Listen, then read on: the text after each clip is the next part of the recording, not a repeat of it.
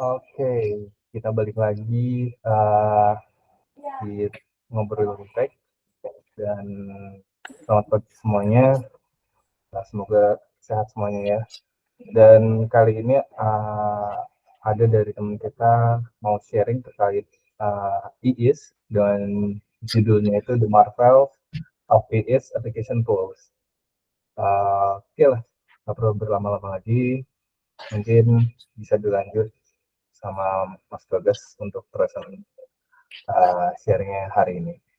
Lanjut Mas Bagas. Oke, terima kasih Mas Farhan. Pagi teman-teman, kali ini gue bakal bawain materi terkait The Marvels of IIS Internet Information Services Application Tools ya. Oke, langsung kita mulai. Tujuan dari presentasi gue pagi ini tuh ada 3. Itu pertama memberikan pemahaman dasar tentang pengertian, fungsi, dan manfaat application tools pada IIS. Terus yang kedua, menjelaskan perbedaan performa service yang menggunakan IIS Worker 1 dan lebih dari 1. Dan yang ketiga, mendemonstrasikan perbedaan performa tersebut. Lanjut ke pendahuluan. Ini ada pertanyaannya. Kenapa si Tokped tetap lancar walau ada ribuan orang yang transaksi setiap harinya, dan di sisi lain juga ada website yang transaksinya hanya puluhan per hari, tetapi itu kadang dia sangat lambat atau bahkan sampai down.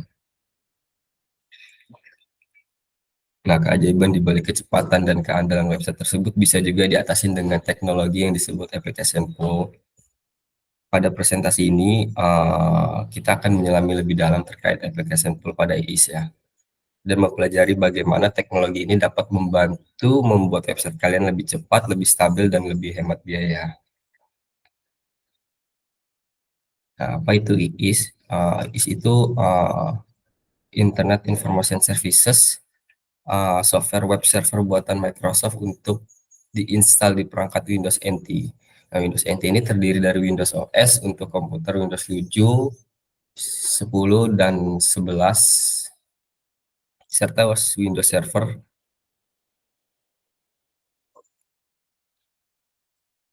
Terus layaknya software sejenis, IIS Web Server juga penghubung antara server dan klien, baik secara lokal di lingkungan korporasi menggunakan jaringan LAN, maupun di lingkungan server hosting memanfaatkan akses internet. Meski begitu, untuk saat ini server IIS lebih banyak digunakan di server hosting dengan OS Windows ya.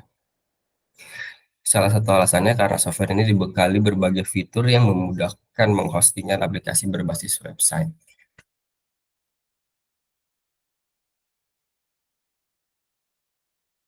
Nah, di sini ada fungsi IIS.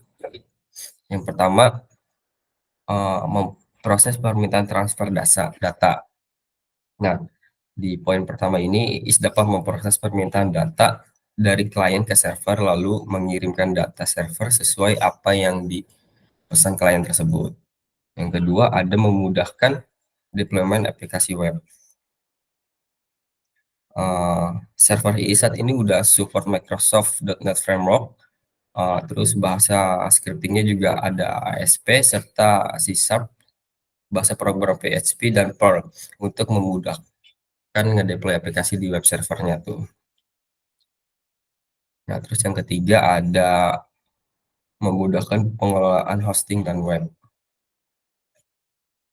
Web server ini juga bisa dimanfaatkan untuk transfer file jarak jauh via FTP, mengamankan transaksi data website dengan SSL dan mengatur DNS-nya, serta mengelola server email lewat SMTP. Yang keempat ada login. Nah, cara kerjanya gimana? Cara kerja itu ada 6 yang umumnya ya. Sebenarnya ada banyak sih, cuman yang terakhir cuma ada 6. Yang pertama, klien mengirimkan permintaan tertentu. Klien dalam hal ini pengunjung website merequest sesuatu, misalnya membuka halaman web A. Terus yang kedua, web server menerima request dari klien. Request dari klien terhadap halaman A yang dikirimkan melalui protokol HTTP atau HTTPS akan diterima oleh web server. Dan yang ketiga, web server mencari request klien di server. Setelah menerima request klien, web server akan mencari halaman A tersebut di server hosting. Yang keempat, web server mengirimkan isi halaman A. Jika halaman A ditemukan di server hosting, web server akan mengirimkannya ke klien melalui protokol atau HTTP atau HTTPS. Yang kelima, web server mengirimkan pesan error. Namun apabila halaman A tidak ketemu, web server akan mengirimkan pesan error ke klien. Yang keenam, klien mengakses halaman A. Setelah proses permintaan halaman A selesai, klien bisa menikmati halaman web A secara utuh. Nah, kurang lebih gambarannya seperti ini ya, yang tadi gue jelasin.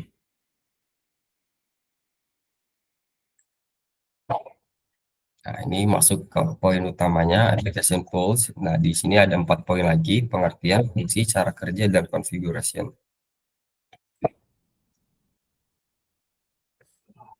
Sama pengertian, itu aplikasi itu adalah kumpulan proses yang digunakan untuk menjalankan aplikasi web di IIS. Setiap kumpulan aplikasi memiliki identitas, pengaturan sumber daya, dan pengaturan keamanannya sendiri.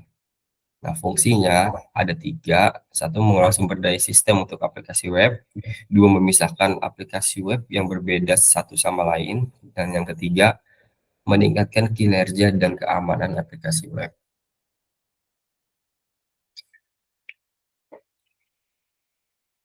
Cara kerjanya, saat web di hosting di IIS, IIS akan membuat proses pekerja baru untuk menjalankan aplikasi tersebut. Kedua, proses pekerja ini akan dikelompokkan ke dalam application pools. Dan yang ketiga, setiap application pools memiliki konfig sumber daya dan keamanannya sendiri. Yang keempat, IIS akan mengalokasikan sumber daya sistem ke proses pekerja dalam application pool sesuai dengan pengaturannya.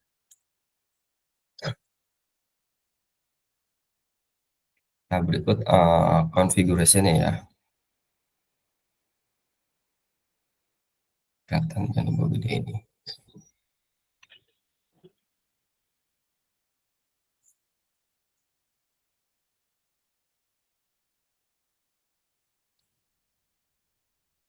Nah, ini di sini ada queuing ya, jumlah permintaan yang dapat disimpan di antrian sebelum aplikasi web menolak permintaan baru.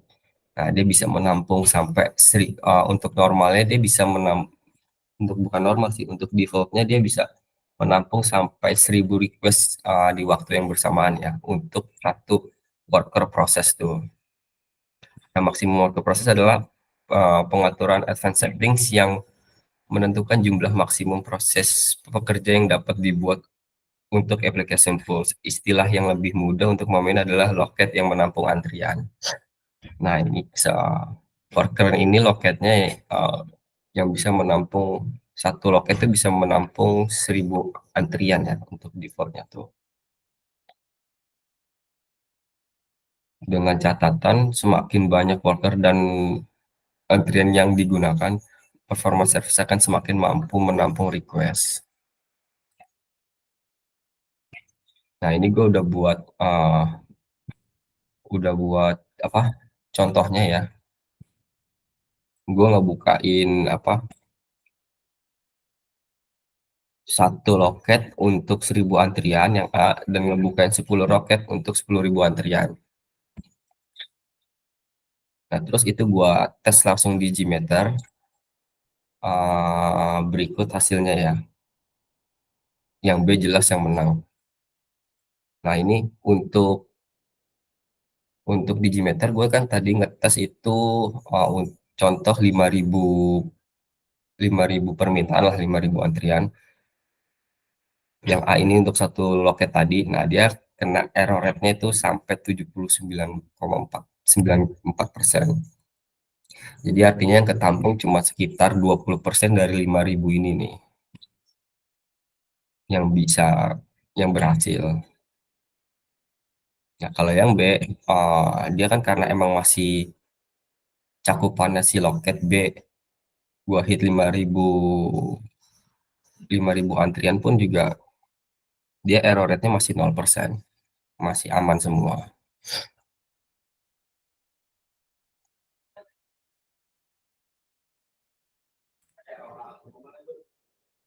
Oke, sekian presentasi dari gua. Kurang lebihnya mohon maaf, teman-teman. Ku kembalikan ke Mas Farhan. Thank you.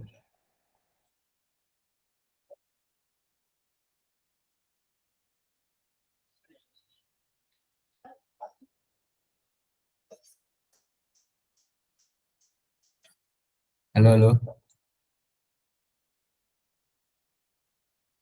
Ya, kedengeran guys, kayaknya sekarang AFK ya. Jadi Oke. kita langsung aja ke sesi tanya jawab. Jadi kalau ada teman-teman yang mau bertanya, silakan monggo, baik teknikal ataupun non teknikal ya. Silakan. Oke, Ilham, langsung aja ditanyakan. Ya, Mas Bagas, mau nanya, kalau IIS itu berarti web servernya versi Windows ya? Iya, punyanya Microsoft. Oke, oke. Thank you, Mas. Yuk, sama-sama, Mas.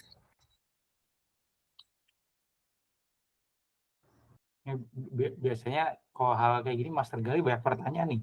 Monggo Master Gali, nggak usah tahan-tahan. Oke, sorry, mouse-nya rusak. Oke, gimana? Ada pertanyaan lagi?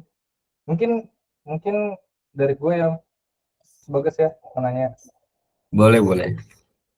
Eh, kalau terkait dengan lengnya ditambahin dan bahasa sederhananya itu loketnya dibanyakin, itu akan membebankan ke server ya Mas ya? Apa enggak ya? Apa gimana? Iya, membebankan ke server tuh. Dia setiap worker itu makan RAM sih itu. Oke, berarti semakin banyaknya loket yang dibilang itu akan semakin berat juga ya servernya. Maksudnya makin banyak kemakan ya Iya, RAM-nya. iya, dibebankannya ke RAM server sih. Hmm. Oh, oke. Oke. Siapa lagi yang mau tanya? Oke, Mas Gali, gimana? Gali? Oke guys, makanya ini guys, kalau dicari di internet kan ada beberapa kekurangannya ya. Yang pertama tuh ini tentang IISS ya, IISS. Ah, Yang pertama tuh dia memerlukan resource server yang cukup besar dan untuk menggunakannya. Terus yang kedua itu keamanan server khususnya pada port 80 masih rentan sehingga sangat rawan terkena serangan atau hack. Itu menurut lu gimana guys? Kalau menurut gua, kalau terkait secure itu, gua rasa ini emang udah nggak usah diragukan lah ya. Soalnya kenapa para perusahaan-perusahaan gede itu contohnya kayak perbankan ya, itu dia mau pakai teknologinya .NET ya, karena di belakang .NET itu mereka tuh punya license Microsoft tuh, termasuk IIS juga, yang secure-nya menurut gue udah terjamin sih. Oke. Berarti Iya, yang dibilang di internet nih nggak terlalu relevan ya iya. soal keamanan itu.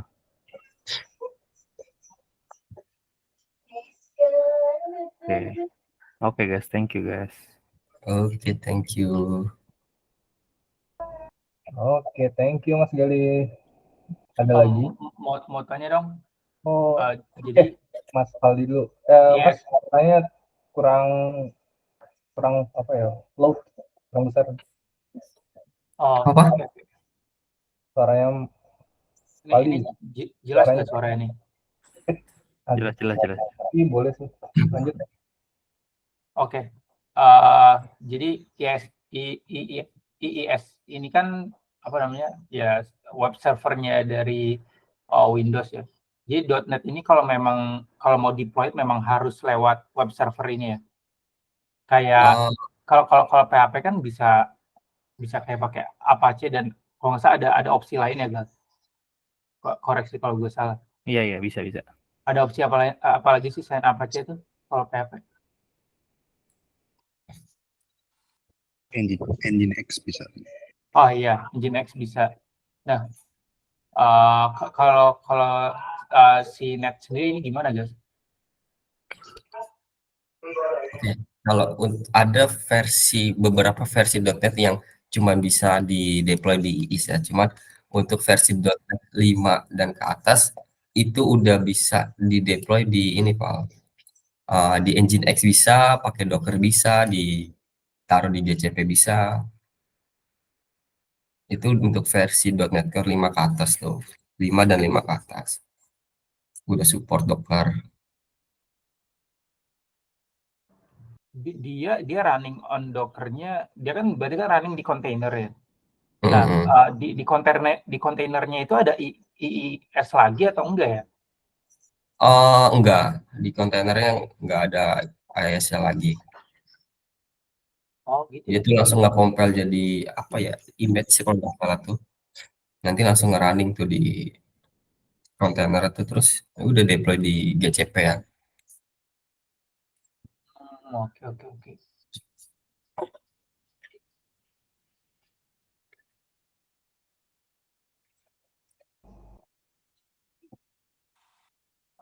Oh iya Mas, gue boleh nanya sekali lagi. Oke, boleh Mas Ilham. Ya, kan kalau di Nginx atau di Apache itu kan web servernya bisa ditunning ya untuk ningkatin performance-nya. Nah kalau di Mm-mm. IIS ini bisa ditunning juga nggak?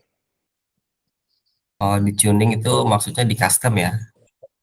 Iya, di maksimalin lah Oh, performance-nya gitu. iya, tadi yang seperti yang udah aku jelasin sih Mas, itu dituningnya cuma lewat application tools ya. Kita bisa atur worker prosesnya sama length-nya tuh mau mau berapa tuh kira-kira. Oh, jadi tunningnya via itu aja ya? Iya, Oh, siap. Thank you.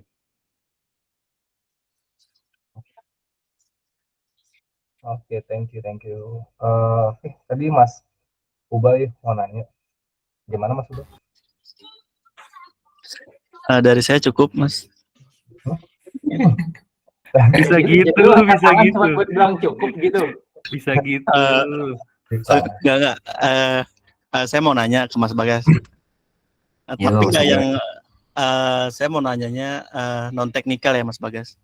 boleh. Ya, saya tadi perhatikan presentasi Mas Bagas ini, slide 2-nya kok nggak ada ya, Mas? Terima kasih, Mas. Wah, iya Oh benar iya. juga ya. Penonton jadi nggak paham. Iya, benar. Mungkin bisa dijelaskan, Mas, slide 2-nya kenapa nggak ada ya? Itu 1 langsung ke 3 tadi ya. Itu slide 2 nggak masuk materi sih. Slide 2 itu cuman ya introduction tentang diri gua aja. Bisa ditampilkan, Mas? Oke. Gue jelasin aja lah ya. Oh Gue gitu baca. ya. Oke, boleh Mas Bagas. Tadi Ya, gimana? Singkat aja sih. oke. Gue lulusan S1 Unindra ya, seperti Mas Farhan dan Mas Rivaldi. Dan juga lulusan bootcamp .NET seperti mereka. Dan juga sempat menjadi bukan sempat menjadi sih, dan sempat bekerja di PT Axis juga. Axis itu semacam IT consultant ya, selama 3 tahun. Oke, itulah Mas Ubay ya. Jadi Mas Bagas nih lulusan dari Unindra, sama kayak mungkin setengahnya dari kita di sini. Sama-sama jurusan. Sampai hari ini, Mas, Mas Bagas sampai hari ini di IT consultant tersebut? Enggak dong. Enggak ya Mas Bagas ya. Mas Bagas sudah jadi tech lead sekarang.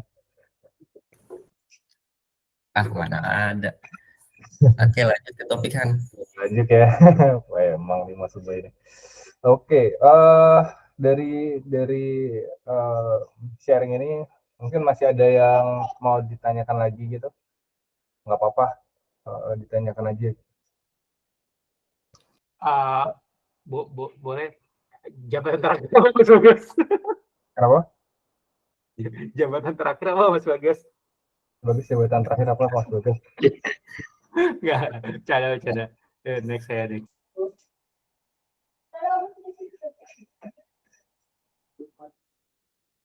Ini gue perlu ini nggak sih nge-show biji meternya juga.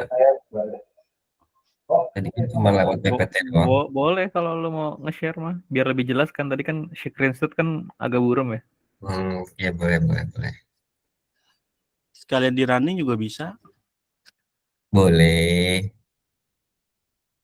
Tapi kalau soal permasalahan dia butuh apa namanya? Butuh apa requirement server yang cukup besar tuh bener juga, guys. Resource-nya maksudnya.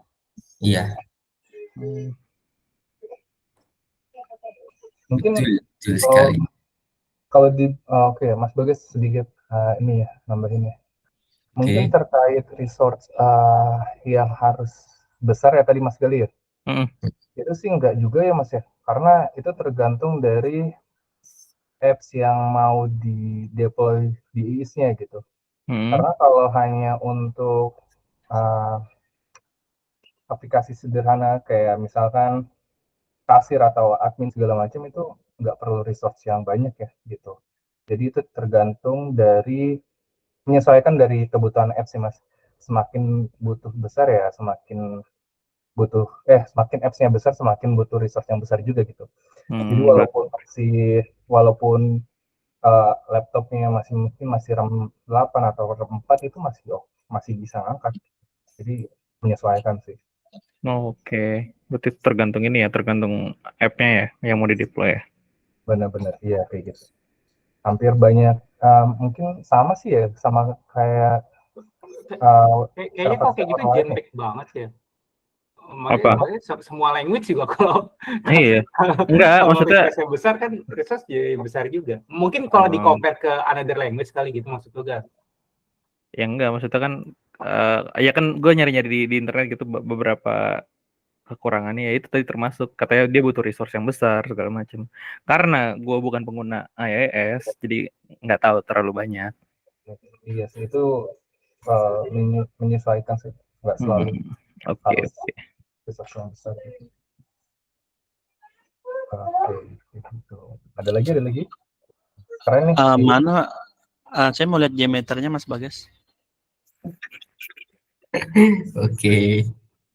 Mau dites bisa Mas Bagas? Mau ada yang mau saya tanyakan sih di geometernya.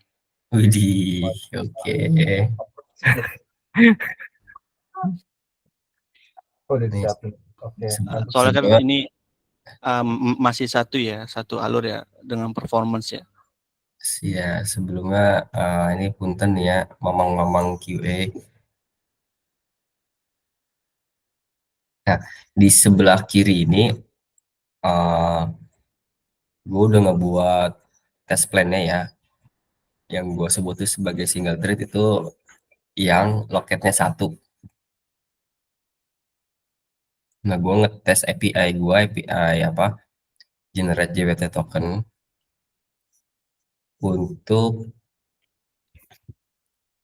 thread-nya usernya 5.000 di hit secara bersamaan. Dan di sebelah kanan gua ini yang multi thread yang workernya tadi gua bikin 10 loketnya dan sama usernya juga gua hit 5.000 secara bersamaan. Untuk yang single thread dulu ya, kita running, kelihatan kan ya? Kelihatan.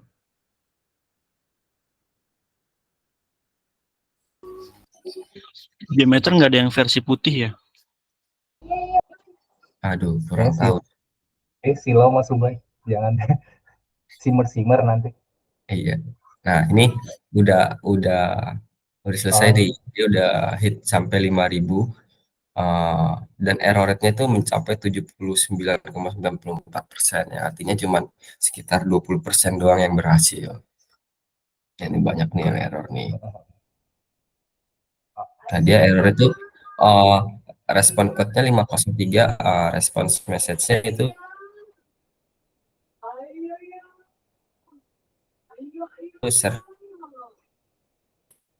si Isam Agak putus. mati nih kalau Agak running. agak putus-putus ya. Mas Bagas. Suaranya udah putus.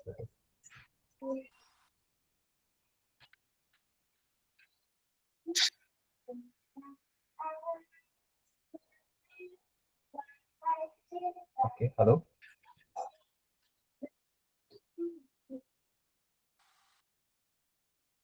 Iya, terputus soalnya sambil running Iya, Gmeter dia makan ini resource. Oh gitu. Enggak. Oh, Ini udah selesai ya, sampai 5.000 user nih. Nah, ini error rate-nya masih 0%, masih nggak ada error lah dalam pemrosesan 5.000 tadi tuh. Ya karena itu workernya gua tambahin sampai 10, yang itu bisa sampai nampung minimal kurang lebih 10.000 user secara bersamaan. Error juga ya. oke. Cukup signifikan ya, bisa meminimalisir error lah. itu worker Nah, pool-nya ini ngambil resource untuk dari mana sih? Dari core prosesornya atau yang lain? kenapa? Itu Halo. worker pool-nya Kenapa? iya, Putus-putus, Pak. internet lu bermasalah kayak gas. Udah Starlink ini. Starbucks keliling. Iya. Apa sih namanya? Worker pool itu tadi kan jadi 10 ya. Nah, dia tuh ngambil resource dari mana ya? Apakah dari core prosesornya atau yang lain? Enggak, dari RAM, Pak. Dari RAM. Berarti kalau prosesor lu yang lu pakai core cuma satu masih tetap running, bisa running 10 berbarengan gitu. Bisa masih. Itu ngambil dari RAM. Coba running lagi terus ngeliat ada detail ini enggak? Detail CPU yang core dipakai apa aja? Boleh. Bukan itu deh. Coba performance deh. Proses deh. Nah, Coba buka CPU-nya. Yang diklik CPU-nya.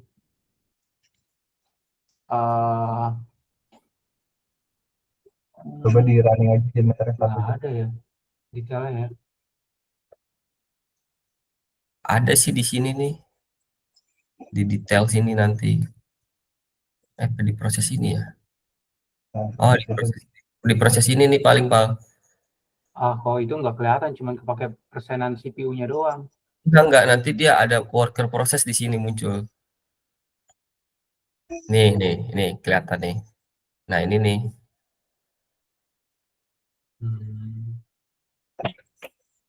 Iya, tapi pertanyaan gue gini, kalau di Ubuntu tuh lu bisa ngelihat.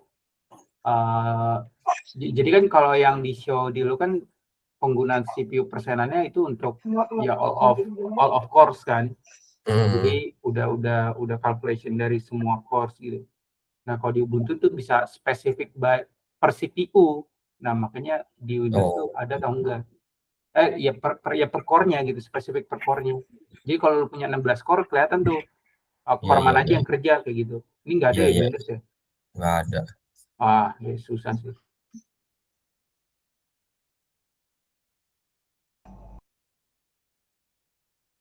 Lanjut. Oke. Iya, nggak ada.